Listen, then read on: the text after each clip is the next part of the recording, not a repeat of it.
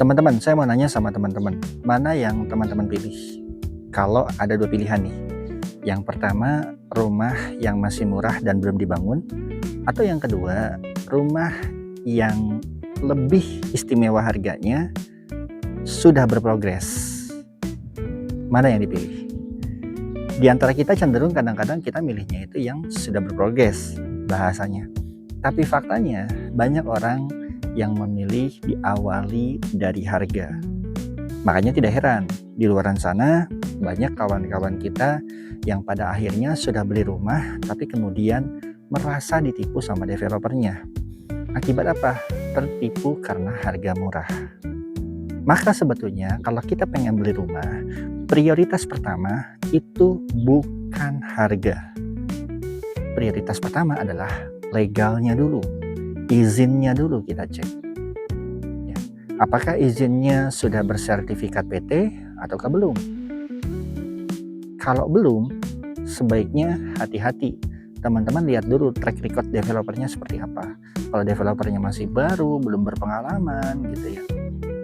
Ini masih tanda tanya besar gitu ya. Diskusikan dengan istri baik-baik kalau tahap perizinan dan legalitasnya baru seperti itu. Kang, gimana kalau misalkan baru site plan? Site plan-nya sudah resmi dari pemerintah. Apakah itu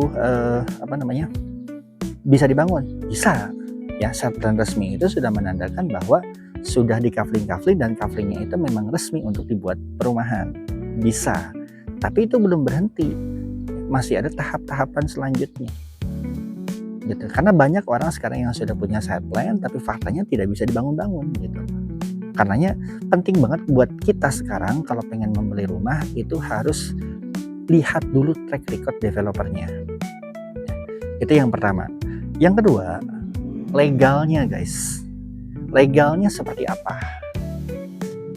Ya, legal developernya maksud saya. Apakah sudah berbentuk PT atau bentuknya perseorangan? Kalau bentuknya perseorangan, maka pastikan lahannya tidak lebih dari 3.000 meter. Kalau di atas 3.000 meter itu akan menjadi masalah gitu ya. Tapi kalau misalkan lahannya di atas 3.000 meter maka proyeknya harus berbentuk PT bukan berbentuk perseorangan gitu ya. Maka sertifikat yang didapat pun adalah SHGB. Hati-hati buat mereka di luaran sana yang menawarkan sertifikatnya SHM ya, kita cek dulu nih luasan proyeknya bagaimana, perizinannya seperti apa, karena tidak sembarang mengeluarkan SHM. Kalaupun misalkan ada ya yang proyeknya lumayan besar, terus kemudian dia menjanjikan SHM.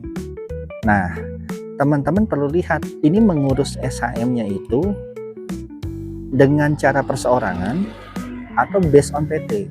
Kalau dengan cara perseorangan, masuk ke BPN-nya itu per 5 unit loh guys. Per 5 unit, jadi misalkan ada 100-200 kafling gitu ya, 200 unit. Nah untuk menjadi SHM tuh nggak bisa langsung 200 diserahin, nggak bisa, per 5 unit, dan itu butuh waktu yang sangat lama.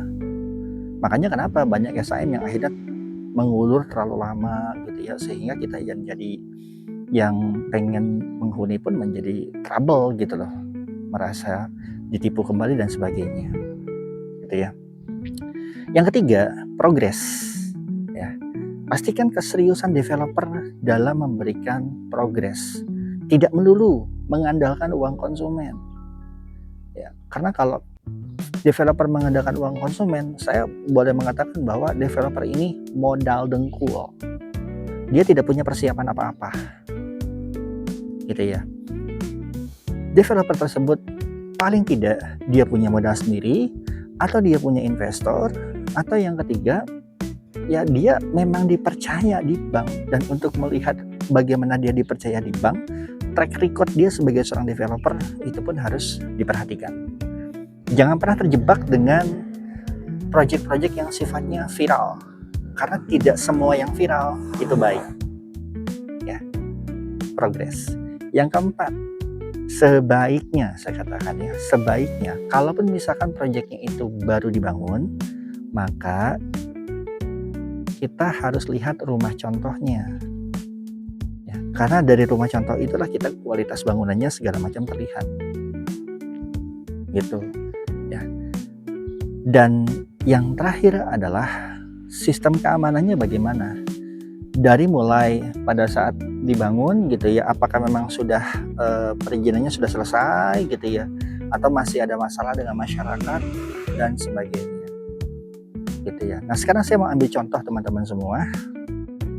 Ada satu lokasi di wilayah Padalarang, Bandung Barat ya, itu sekitar 7 menit dari stasiun Hus Padalarang, 5 menit dari Pemda KBB, dan 1 menit dari kantor DPRD Bandung Barat. Ini ada rumah yang sudah berprogres, legalnya sudah selesai, sertifikatnya sudah pecah, bahkan sudah banyak dihuni dan disewakan.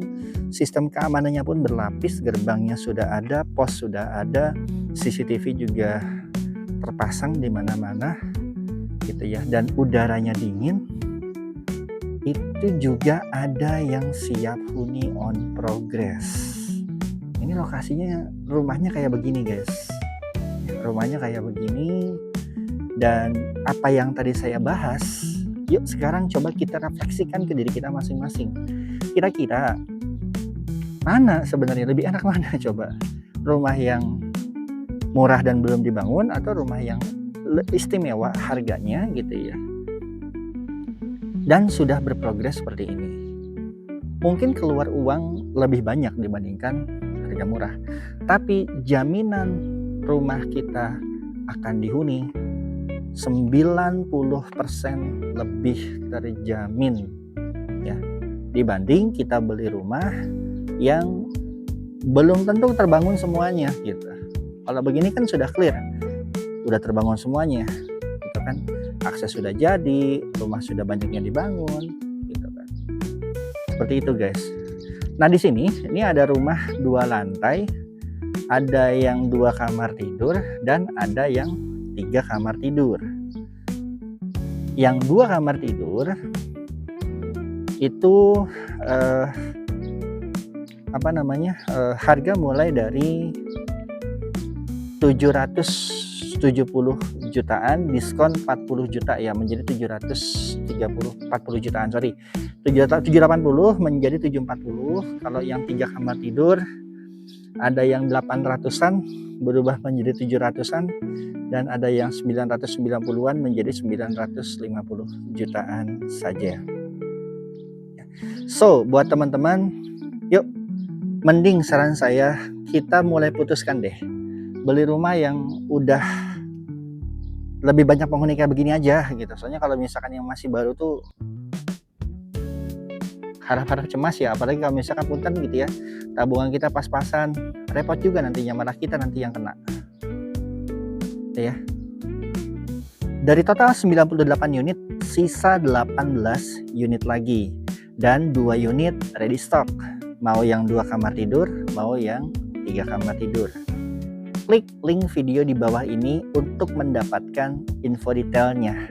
Datang ke lokasi, bertemu dengan saya, Kang Sakti, dan pastikan Anda mendapatkan promo yang istimewa.